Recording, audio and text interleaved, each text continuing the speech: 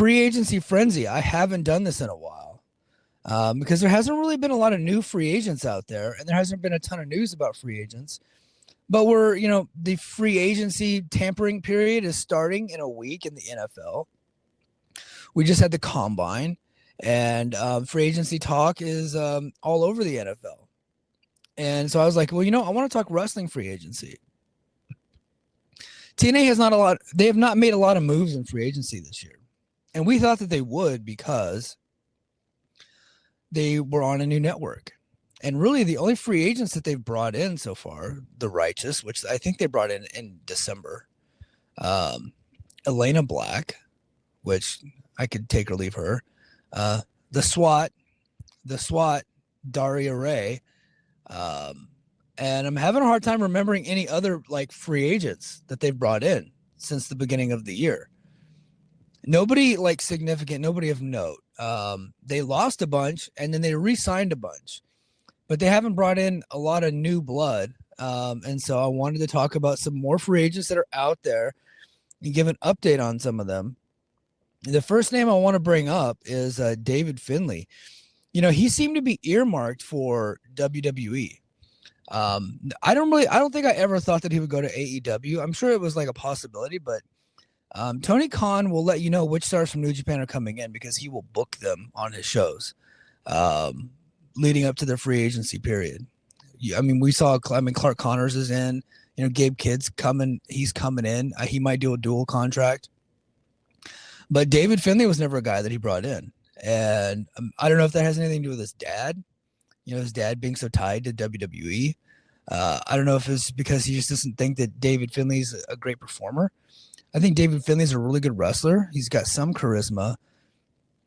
And for a mid-card performer, I think he would do well in AEW, but he's not a guy that's going to make you a ton of money over there. But because, David Finley's dad, Fit Finley, works in NXT. His brother is there. I can't remember what his brother's fake NXT name is. And it just seemed like he'd been rumored there for a long time. We all thought that that's where he would go. But it appears that WWE is not all that interested. Now, something could happen and he could probably show up this week. I don't know, as soon as I post this, he's probably going to end up showing up there. If I were a betting man, I'd still bet that he ends up in NXT. That seems like the most likely spot for him. But I've been hearing that NXT and WWE are not really all that interested in him coming in as a star. And NXT could use the help because they just called up so many people. They could use a guy like David Finley. I don't know if it's asking price. I don't know if they just don't see it in him. I don't know. But if he's available and he just finished up with New Japan over the weekend and NXT is not going to bring him in and AEW appears to not be interested, TNA absolutely should. Because like it or not, he is going to be as good or better than most of the people on the roster. He's not going to be your top guy, although he can have main event matches. He's that good.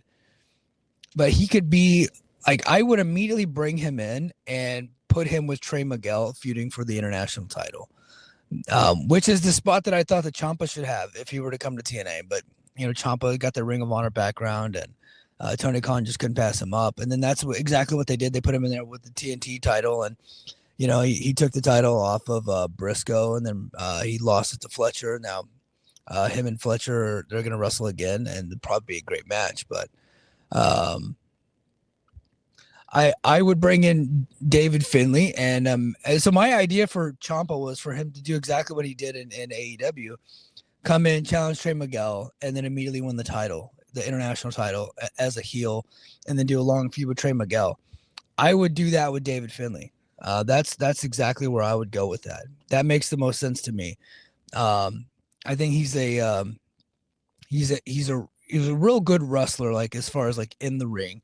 He's not a major star, but I think he will elevate everybody in that company as far as like in the ring work goes.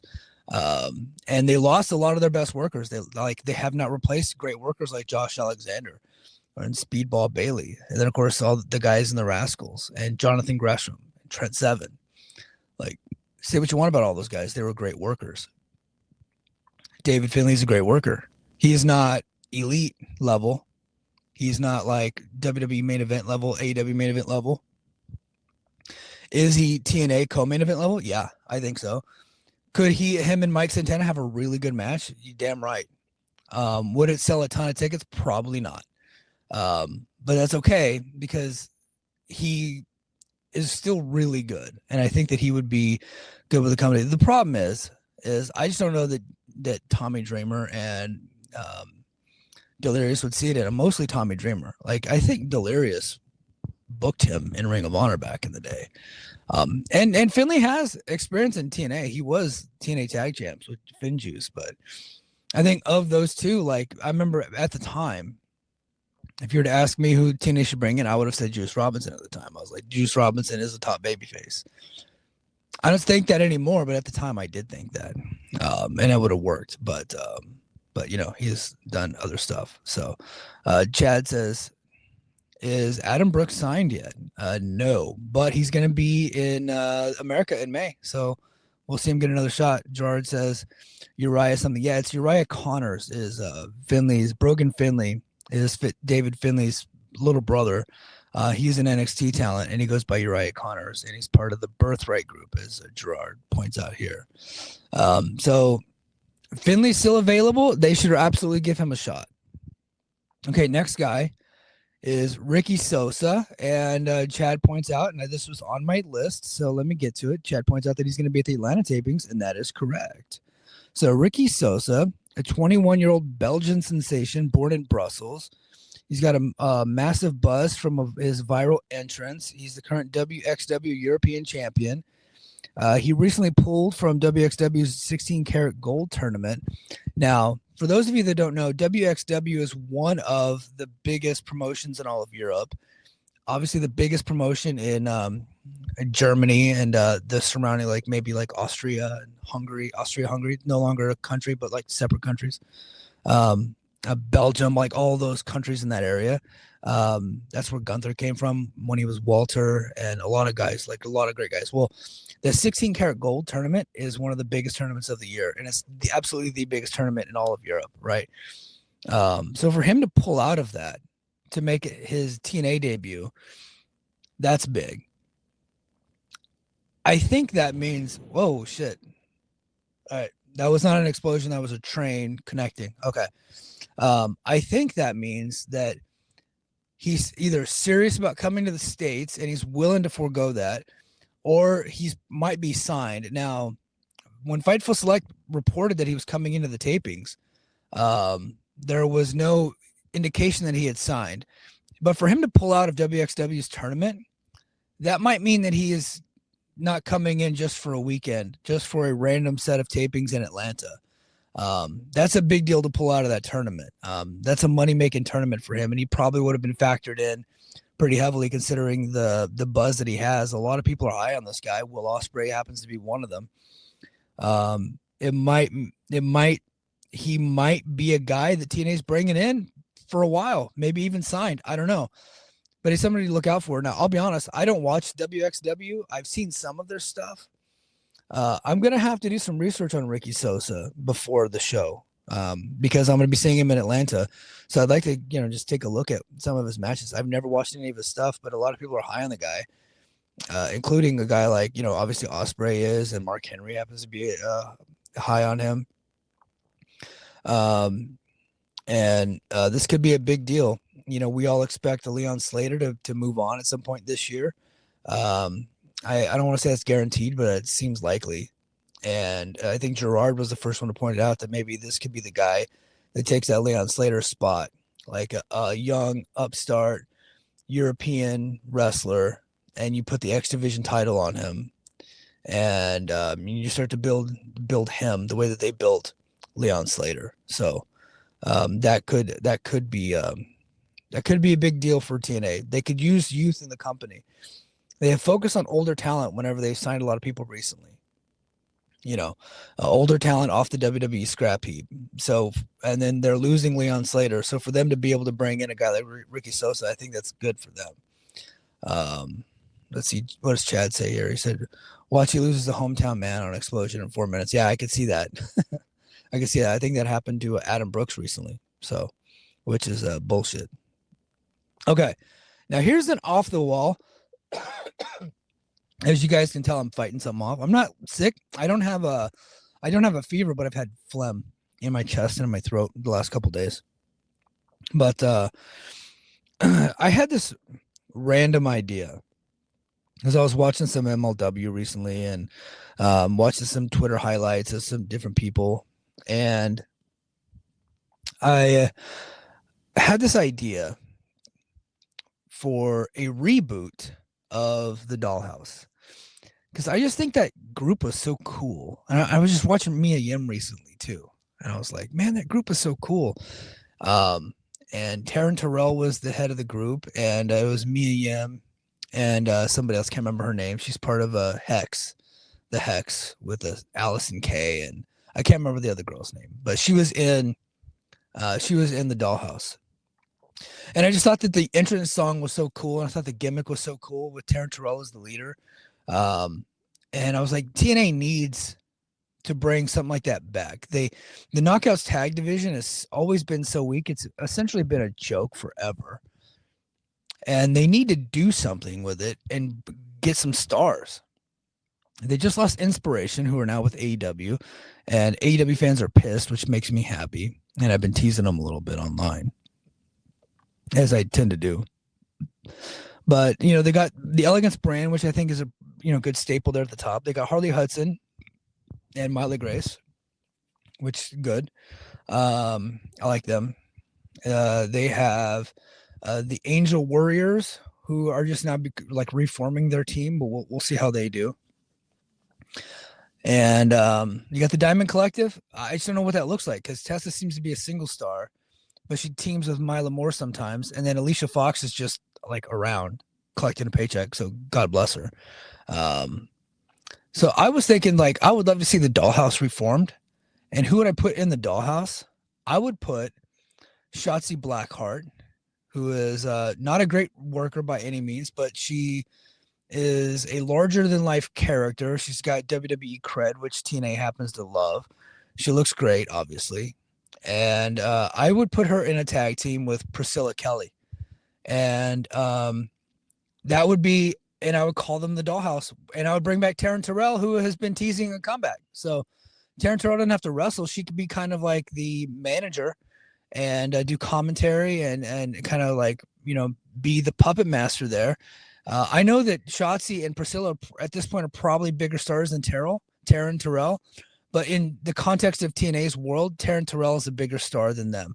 And to this day, Taryn Terrell still has the most watched video on TNA's YouTube channel. It's over 100 million people. So I just had that idea randomly, and I thought I would just pitch it here, reforming the Dollhouse with Shotzi Blackheart and Priscilla Kelly.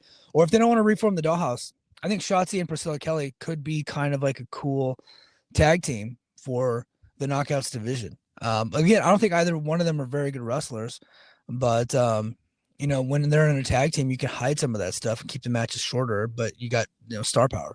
And I think that would be cool. And I think that would be a good act for that tag team division. It needs something. Also, somebody that's out there still, I always want to include Knockouts is Dakota Kai and Carl Fredericks. Dakota Kai back working indies. I think she's got a match coming up with somebody from AEW. I can't remember. Let me see. I think I have it in my notes here. Dakota Kai is got a match coming up with, hold on, wait for it, Chris Statlander at Eve Wrestle Queendom. And Carl Fredericks, who the formerly known as Eddie Thorpe, who was a New Japan guy, and he signed with WWE. He actually fought hard to get out of his New Japan contract. He was a trainee of Shibata, and he was really unhappy there in that dojo and made his way over to NXT, and it did not work out. WWE did not know what to do with him. They tried to go and play off his ethnicity, make him Eddie Thorpe because he's Native American. And then they turned him into a DJ at one point, and they just didn't know what to do with the guy. Carl Fredericks is a really good pro wrestler, trained by Shibata. He's a good worker. I don't think AEW would have any interest in him at all. And he's another guy like a David Finley, a New Japan cred, not overexposed on WWE television. In fact, I think if he would have come in as Carl Fredericks within a couple months, people would forget that he was Eddie Thorpe because he just wasn't on TV a lot. But he's been trained by both New Japan and by WWE, and so he's got a lot of experience. He might be a little bit of a dick. I'm not really too sure, but I think that's somebody they should take a look at. And Dakota Kai, she's up there in age, veteran. You don't have to sign her to a long-term deal, but could be somebody that could be a challenger for the Knockouts title. I wouldn't put the title on her, but she could be somebody that has good matches in your Knockouts division. They need all of the help they can get in that division. Right now, they're focused on Ash by Elegance and Mickie James, which should be as far as marquee goes, a big match for the company. But quality-wise, not going to be very good. I happen to believe that they're going to put the title on Dani Luna. Dani Luna versus Dakota Kai is a good match. And that is a much better in-ring competition, in-ring match than what you would get with Ash by Elegance and Mickie James by leaps and bounds. It's just not marquee. I think Dani Luna getting a victory over somebody like Dakota Kai ups her stock, and you can continue to build the division around her, much like you did with Masha Slamovich last year, giving her big challengers, babyface challengers to defeat. And I could see bringing Dakota Kai in 6 months to a year and letting her work with some of your green talent that could use some not exposure, but reps with a veteran, right? Because you got Harley Hudson and Myla Grace. They could work with Dakota Kai and they would be better afterwards. Myla Moore, Jada Stone, who's great, but like as far as like athletically, has all the tools athletically. It's going to take some time for her to put everything together character-wise and the moments in between the moves. Like a lot of her setups take a long time, and you can tell she's like it's a performance with her. But as she gets in there with better wrestlers, they're going to teach her that the moments between the moves means more than the moves themselves. So, which is something that AJ Styles just said, and I was like, that makes a lot of sense. So, I think bringing her in there as like a veteran for all these young talent to work with is going to make those young talent better. Now, what I wouldn't do is bring her in and put the title on her for sure. I wouldn't do that. I think Tony Khan might have some interest in her, so that might be tough. But if he doesn't, that means her price goes down. You might be able to afford her because as of right now, she's not doing anything. So, and she appears to be open to going to TNA, and so I think that's like a slam dunk. And you got Elena Black there too, who's not very good at all, but Dakota Kai can make her look pretty good. So she could be like your veteran wrestler in that division. Like her and Tessa could be the veteran anchors of the division, helping all these green talent get better. And so I think that would be cool. Dakota Kai and then Carl Fredericks should be something that they take a look at for sure. All right.